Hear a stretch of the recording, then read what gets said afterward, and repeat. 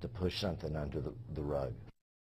Tonight calls for an external investigation into the Nate Allen case. This after the local NFL player was cleared when police questioned him for indecent exposure. Now the Fort Myers police chief is breaking his silence, defending the department. Wink News investigative reporter Sam Smink is live at police headquarters.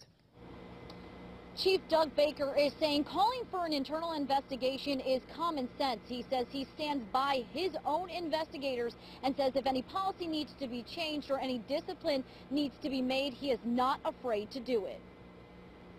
For the first time, Chief Doug Baker is talking about the public criticism surrounding his department's handling, or what some call mishandling, of the Nate Allen investigation. Every case is a case-by-case basis. I don't think you can just label or slap anything on in those types of situations. Allen is a local NFL star, falsely accused of masturbating in front of a 16-year-old girl. The state attorney's office cleared Allen on Monday and called the Fort Myers Police Department's identification techniques inherently suggestive. Other cases have been prosecuted by the state attorney's office using that practice. The chief says he stands by Allen's original ID.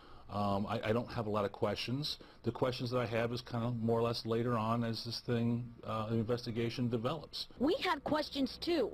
In Allen's interrogation notes, a detective told Allen he was not man enough to admit the crime, as Allen says he was on his knees.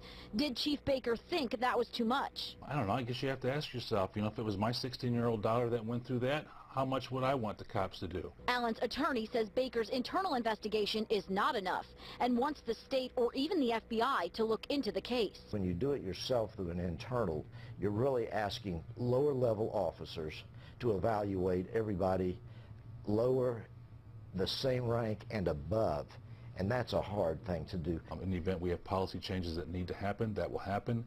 And in the event that we need to discipline people, that's going to happen too. Sam Smink, Wink News Now.